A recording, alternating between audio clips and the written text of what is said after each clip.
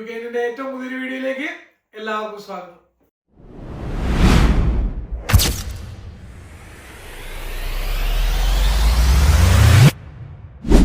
അപ്പോൾ ഇന്നത്തെ വീഡിയോ എന്ന് പറഞ്ഞു കഴിഞ്ഞാൽ നിങ്ങളുടെ മോർഗേജ് റിജക്റ്റ് ആവാനുള്ള 5 റീസൺസ്. റീസൺ എന്ന് പറഞ്ഞു കഴിഞ്ഞാൽ നിങ്ങൾക്ക് പുവർ ക്രെഡിറ്റ് ഹിസ്റ്ററി ഉള്ളതാണ്.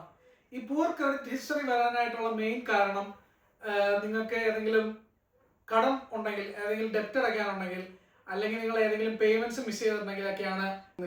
കാരണം എന്ന് പറഞ്ഞു കഴിഞ്ഞാൽ നിങ്ങളുടെ മോർഗേജ് ഒരു 1200 ഒക്കെ ആയിരിക്കും, ഒരു നിങ്ങളുടെ എടുക്കുന്ന വീടിനനുസരിച്ച് മാറാം. അപ്പോൾ ആ മോർഗേജും നിങ്ങളുടെ ക്രെഡിറ്റ് സ്കോറും നിങ്ങളുടെ ലീവിങ് എക്സ്പെൻസും എല്ലാം കൂടെ നിങ്ങളുടെ ഇൻകത്തിൽ എന്താ പറയുക പോകാൻ പറ്റണം. അപ്പോൾ അത് സാറ്റിസ്ഫൈ ആയില്ലെങ്കിൽ നിങ്ങളുടെ മോർഗേജ് എന്തായാലും അവർ റിജക്റ്റ് ചെയ്യും. രണ്ടാമത്തെ കാര്യം എന്ന് പറഞ്ഞു കഴിഞ്ഞാൽ നിങ്ങൾക്ക് അൺസ്റ്റേബിൾ ഇൻകം ഉള്ളതാണ്. ഇത് വരാനുള്ള കാരണങ്ങൾ എന്ന് പറഞ്ഞു കഴിഞ്ഞാൽ നിങ്ങളിപ്പോൾ ഒരു പുതിയ ജോബിലേക്ക് മാറുന്നതോ, നിങ്ങൾ ജോബിൽ പ്രൊബേഷനിൽ ആണെങ്കിലോ, പിന്നെ നിങ്ങൾക്ക് ഇറഗുലർ ആയിട്ടാണ് ഇൻകം വരുന്നതെങ്കിലൊക്കെയാണ് ഈ പ്രശ്നം വരുന്നത്. ഈ 3 കാര്യങ്ങളുണ്ടെങ്കിൽ നിങ്ങളുടെ ലെൻഡർ ആയിട്ടുള്ള നിങ്ങളുടെ ബാങ്കിന് നിങ്ങൾക്ക് ലോൺ തരാനായിട്ട് ഒരു ഹെസിറ്റേഷൻ ഉണ്ടാവും.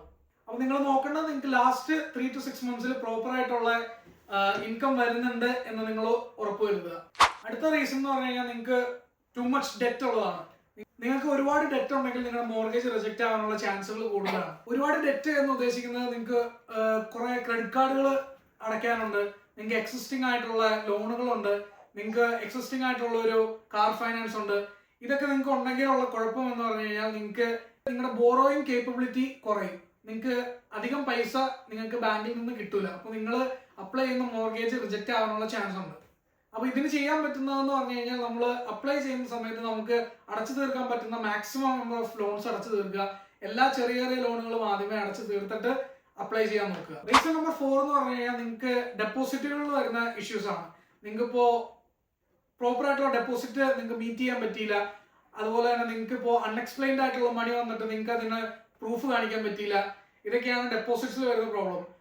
നിങ്ങളുടെ അക്കൗണ്ടിലുള്ള പൈസയ്ക്ക് നിങ്ങൾക്ക് പ്രോപ്പറായ പ്രൂഫ് കാണിക്കാൻ പറ്റിയില്ലെങ്കിൽ നിങ്ങൾക്ക് എന്തായാലും ഒരു റിജക്ഷൻ വരാൻ ചാൻസ് ഉണ്ട്. അടുത്ത റീസൺ എന്ന് പറഞ്ഞു കഴിഞ്ഞാൽ മിസ്സിംഗ് അല്ലെങ്കിൽ റോങ് ഡോക്യുമെന്റ്സ്. നിങ്ങൾ മോർഗേജിന്റെ സമയത്ത് ഡോക്യുമെന്റ്സ് കൊടുക്കുന്ന സമയത്ത് നിങ്ങൾ തെറ്റായ ഡോക്യുമെന്റ് കൊടുത്താലോ, നിങ്ങൾ ഏതെങ്കിലും ഡോക്യുമെന്റ് മിസ് ചെയ്ത് കഴിഞ്ഞാലോ ആണ് നിങ്ങളുടെ മോർഗേജ് റിജക്റ്റ് ആവാനുള്ള അടുത്ത ചാൻസ്. അപ്പോൾ നിങ്ങൾ കൺവിൻസിംഗ് ടീം നിങ്ങളുടെ അടുത്ത് പ്രോപ്പർ ആയിട്ടുള്ള ഡോക്യുമെന്റ്സ് ചോദിക്കുമ്പോൾ ജെനുവിൻ ആയിട്ട് എല്ലാത്തിനും റിപ്ലൈ കൊടുക്കുക, ജെനുവിൻ ആയിട്ടുള്ള ഡോക്യുമെന്റ്സ് സബ്മിറ്റ് ചെയ്യുക. പിന്നെ നിങ്ങൾ സബ്മിറ്റ് ചെയ്യുന്നതിന് മുമ്പ് ഇത് കറക്റ്റായ ഡോക്യുമെന്റ്സ് ആണെന്ന് ഡബിൾ ചെക്ക് ചെയ്യുന്നതും വളരെ നന്നായിരിക്കും. ഇനിയും കുറച്ച് കാര്യങ്ങളുണ്ട്, പക്ഷെ ഇതൊക്കെയാണ് മെയിൻ ആയിട്ട് റിജക്റ്റ് ആവുന്നുള്ള കാര്യങ്ങൾ. അപ്പോൾ ഈ കീ പോയിന്റ്സ് നിങ്ങളുടെ മനസ്സിലുണ്ടാവണം നിങ്ങൾ മോർഗേജ് അപ്ലൈ ചെയ്യാൻ നേരത്ത്. അപ്പോൾ ഇന്നത്തെ വീഡിയോ എല്ലാവർക്കും ഇഷ്ടമായെന്ന് വിചാരിക്കുന്നു. എല്ലാവരും ലൈക്ക് ചെയ്യുക, ഷെയർ ചെയ്യുക, സബ്സ്ക്രൈബ് ചെയ്യുക, നിങ്ങളുടെ അഭിപ്രായങ്ങൾ കമന്റ് ചെയ്യുക. നിങ്ങൾക്ക് വേറെ എന്തെങ്കിലും ഡൗട്ട്സ് ഉണ്ടെങ്കിൽ അത് കമന്റ് പറഞ്ഞാൽ നമ്മൾ പ്രോപ്പർ ആയിട്ട് കമന്റിന് റിപ്ലൈ തരുന്നതായിരിക്കും. അപ്പോൾ see in next video. By.